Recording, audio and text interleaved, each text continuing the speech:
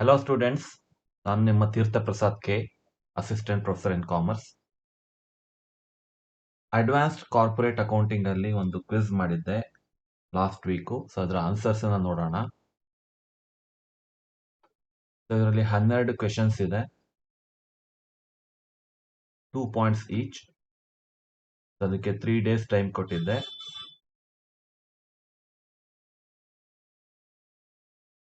So first question: if 1000 preference shares with face value ₹100 is only ₹80 paid up, what amount will appear in the balance sheet? 100 rupees face value ಇರೋದು ಒಂದು preference share ಇದೆ. 80 rupees ಮಾತ್ರ paid up ಆಗಿರೋದು. ಇನ್ನು 20 rupees it's not paid up, ಅಂದ್ರೆ it's not fully paid up preference share.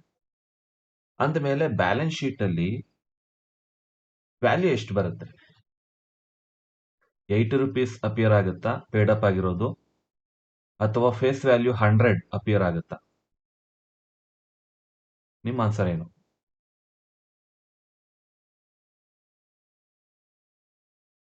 So balance sheet ಅಲ್ಲಿ ಯಾವತ್ತೂ paid up capital ಮಾತ್ರ ಬರೋದು. ಇದು ಬೇಕಾದ್ರೆ ಫೇಸ್ ವ್ಯಾಲ್ಯೂ ಇಷ್ಟು ಅಂತ ತೋರಿಸಬಹುದು, 100 rupees ಅಂತ. ಆದ್ರೆ ಲಯಬಿಲಿಟೀಸ್ ಸೈಡ್ ನೀವು ಪ್ರಿಫರೆನ್ಸ್ ಶೇರ್ಸ್ ಅಂತ ಎಂಟರ್ ಮಾಡಬೇಕಾದ್ರೆ ಅಮೌಂಟ್ 80 rupees ಅಂತಾನೆ ಇರಬೇಕು. 80 rupees ಇಂಟು 1000 ಶೇರ್ಸ್ 80,000 ಆಗುತ್ತೆ. 80,000 ಇಸ್ ದ ಆನ್ಸರ್. 80,000 ಅಪಿಯರ್ ಆಗುತ್ತೆ, ಓನ್ಲಿ ಪೇಯ್ಡ್ ಅಪ್ ಕ್ಯಾಪಿಟಲ್. ಇದು ಈಕ್ವಿಟಿ ಶೇರ್ಗೂ ಅಪ್ಲೈ ಆಗುತ್ತೆ.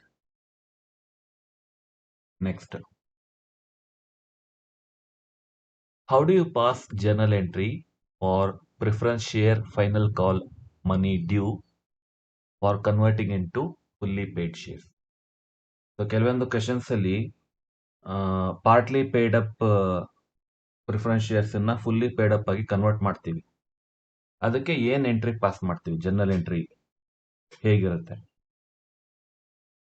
ಸೊ ಇಲ್ಲಿ ಸಿಂಪಲ್ ಆಗಿ ಥಿಂಕ್ ಮಾಡಿ. ಇಲ್ಲಿ ಪ್ರಿಫರೆನ್ಸ್ ಶೇರ್ ಫೈನಲ್ ಕಾಲ್ ಅಂತ ಒಂದು ಅಕೌಂಟ್ ಕ್ರಿಯೇಟ್ ಮಾಡ್ತೀವಿ, ಮತ್ತೆ ಡ್ಯೂ ಇರೋ ಎಂಟ್ರಿ ಇದು. ಸೊ ಅದರಿಂದ ಪ್ರಿಫರೆನ್ಸ್ ಶೇರ್ ಕ್ಯಾಪಿಟಲ್ ಅಕೌಂಟಿಗೆ ಕ್ರೆಡಿಟ್ ಮಾಡ್ತೀವಿ. Preference share final call account debit to preference share capital account. ಅದು ಇಲ್ಲಿದೆ, ಥರ್ಡ್ ಆಪ್ಷನ್.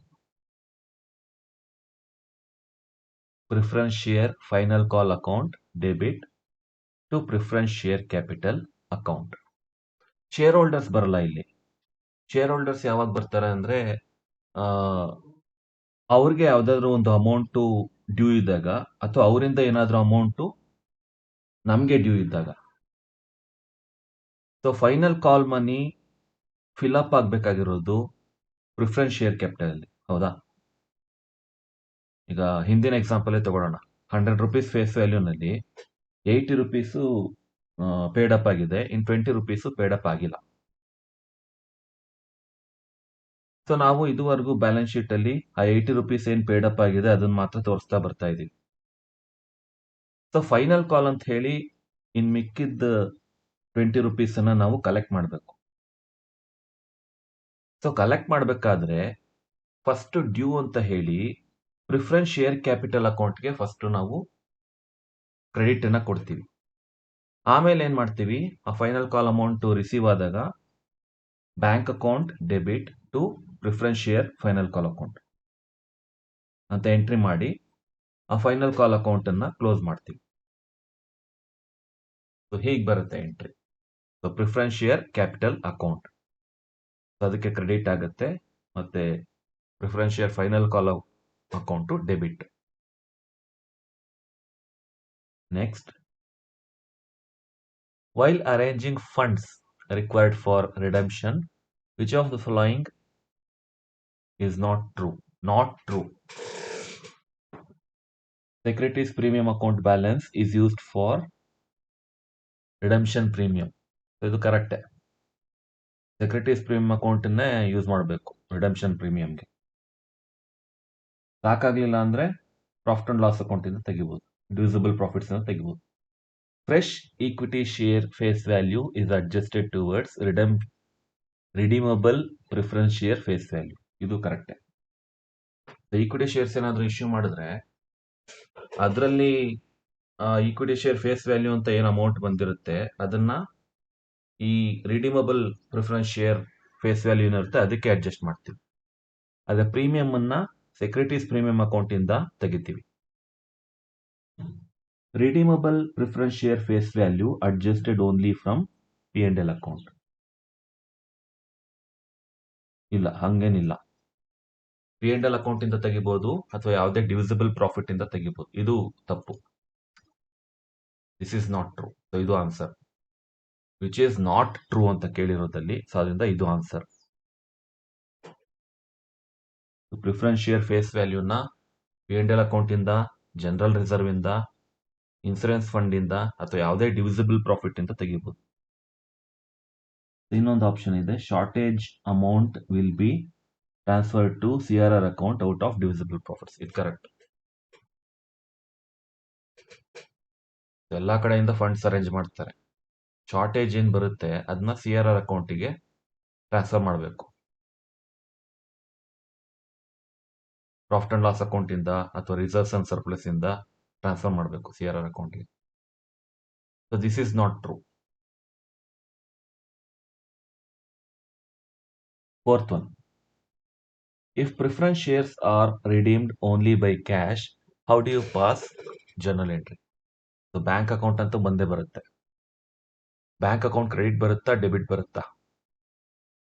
ಕ್ರೆಡಿಟ್ ಬರುತ್ತೆ ಅಲ್ವಾ? Cash goes out of the bank. Bank is the giver. So debit ಯಾವ್ದು ಬರುತ್ತೆ? Preference share holders ಅಲ್ವಾ? The answer is preference share holders debit to bank account. So preference shareholders are the receivers of money. Bank is the giver. Fifth question. If cash or bank balance is not sufficient to redeem by cash and there is no specific instruction in the question, what do you do? Bank balance sufficient ಆಗಿಲ್ಲ, redemption ನ cash ಇಂದಾನೆ ಮಾಡ್ತಾ ಇದ್ದಾರೆ, ಆದ್ರೆ bank balance sufficient ಆಗಿಲ್ಲ. So ಆಗ ಏನ್ ಮಾಡ್ತೀರಾ? ಏನು ಇನ್ಸ್ಟ್ರಕ್ಷನ್ ಕೊಟ್ಟಿಲ್ಲ ಕ್ವಶನ್ ಅಲ್ಲಿ. ಸೊ ಆಗೇನ್ ಮಾಡ್ತೀರಾ? ಈ ಮೂರನ್ನು ಮಾಡ್ಬೋದು. ಇನ್ವೆಸ್ಟ್ಮೆಂಟ್ಸ್ ಅಥವಾ ಇನ್ಯಾವುದೋ ಶಾರ್ಟ್ ಟರ್ಮ್ ಸೆಕ್ಯೂರಿಟೀಸ್ ಇರುತ್ತೆ ಅಸೆಟ್ ಸೈಡು, ಅದನ್ನ ಮಾರಬಹುದು ಅಟ್ ಪಾರ್.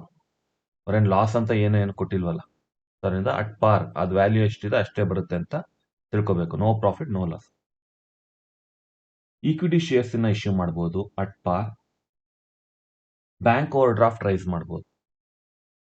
ಇದನ್ನ ಫಸ್ಟ್ ಟ್ರೈ ಮಾಡಬೇಕು. ಎರಡೂ ಆಗಲ್ಲ ಅಂದ್ರೆ ಬ್ಯಾಂಕ್ ಓವರ್ ಡ್ರಾಫ್ಟ್ ಅನ್ನ ರೈಸ್ ಮಾಡಬಹುದು, even if there is no instruction in the problem.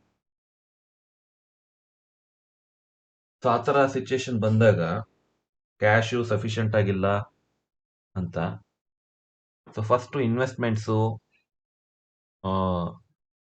ಇವೆಲ್ಲ ನೋಡಿ, ಶಾರ್ಟ್ ಟರ್ಮ್ ಸೆಕ್ಯೂರಿಟೀಸ್ ಇದೇನಾದ್ರೂ ಇದೆಯಾ ಅಸೆಟ್ ಸೈಡ್ ಅಂತ ಇದ್ರೆ ಅದನ್ನ ಮಾರಿರೋದಕ್ಕೆ ಒಂದು ಟ್ರಾನ್ಸಾಕ್ಷನ್ ಪಾಸ್ ಮಾಡಿ, ಜರ್ನಲ್ ಎಂಟ್ರಿ ಪಾಸ್ ಮಾಡಿ. ಅದು ಸಾಕಾಗ್ಲಿಲ್ಲ ಅಂದ್ರೆ ಈಕ್ವಿಟಿ ಶೇರ್ಸ್ ಅನ್ನ ಇಶ್ಯೂ ಮಾಡಬೇಕಾಗತ್ತೆ ಅಟ್ ಪಾರ್. ಅದು ಆಗಲ್ಲ ಅಂದ್ರೆ ಇನ್ನು ಸ್ವಲ್ಪ ಶಾರ್ಟೇಜ್ ಇದೆ ಅಂದ್ರೆ ಬ್ಯಾಂಕ್ ಓವರ್ ಡ್ರಾಫ್ಟ್ ರೈಸ್ ಮಾಡಬೇಕಾಗತ್ತೆ. So any or combination of above, any of the combination. When current assets are sold for the purpose of redemption, how do you pass journal entry? So current assets ಖಂಡಿತ credit ಆಗುತ್ತೆ, assets go out of the business, ಮತ್ತೆ bank account debit ಆಗುತ್ತೆ. Preference share capital ಬರಲ್ಲ ಅಲ್ಲಿ, ಅದು wrong. Bank account debit ಆಗಬೇಕು. Cash comes into the bank, bank is the receiver. Current assets go out of the business, ಅದರಿಂದ credit ಕೊಡಬೇಕು. Funds short for redemption of preference shares can be transferred to CRR account from. Short ಇರೋದನ್ನ P&L account ಇಂದನೂ transfer ಮಾಡಬಹುದು. General reserve ಆಗುತ್ತೆ. Dividend equalisation fund, insurance fund, workmen's accident fund, workmen's compensation fund. ಹೀಗೆ ಕೆಲವೊಂದು divisible profits ಅಂತ ಒಂದು list ಇದೆ. So ಅದರಲ್ಲಿ ಯಾವುದೇ ಅಕೌಂಟ್ ಇಂದನೂ ಟ್ರಾನ್ಸ್ಫರ್ ಮಾಡಬಹುದು. Answer is all of the above. A rights issue of equity shares at par can be generalized as. Rights issue ಅಂದ್ರೆ ಎಕ್ಸಿಸ್ಟಿಂಗ್ ಶೇರ್ ಹೋಲ್ಡರ್ಸ್ಗೆ ಕೊಟ್ಟಿರೋದು. ಅಟ್ ಪಾರ್ ರೈಟ್ಸ್ ಇಶ್ಯೂ ಅಂತ ಬರಲ್ಲ ಅಲ್ಲಿ. Bank account to equity share holders account ಇಲ್ಲ share holders ಬರಲ್ಲ ಇಲ್ಲಿ. Bank account to equity share capital account. Yes, ಇದು ಕರೆಕ್ಟ್. ಒಂದೇ ಎಂಟ್ರಿ ಬರೋದು, ಒಂದೇ ಸಿಂಪಲ್ ಎಂಟ್ರಿ.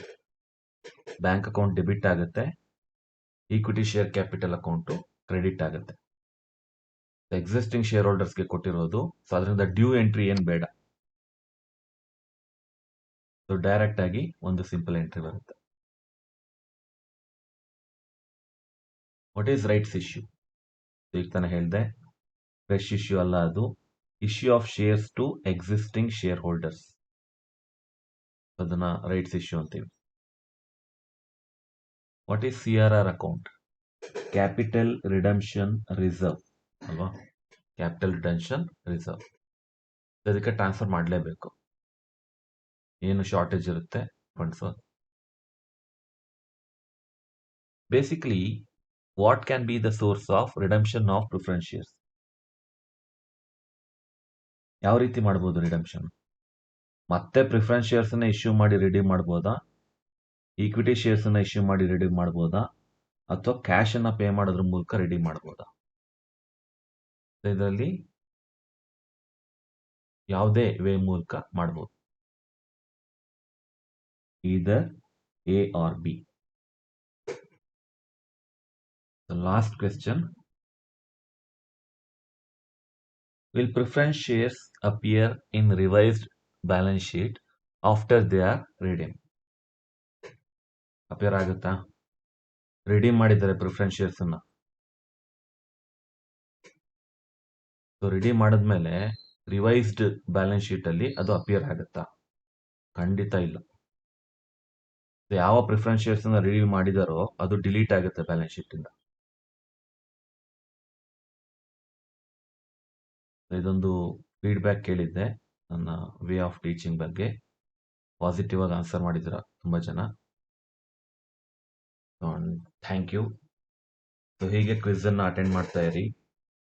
ಖಂಡಿತ ಪ್ರತಿ ಕ್ವಿಜ್ ಅಲ್ಲಿ ಯಾರು ಟಾಪ್ ಸ್ಕೋರರ್ ಇದ್ದಾರೆ ಅವ್ರಿಗೆ ಒಂದು ಗಿಫ್ಟ್ ನನ್ನ ಕಡೆಯಿಂದ ಸಿಗುತ್ತೆ. Okay guys, thank you. Thanks for watching.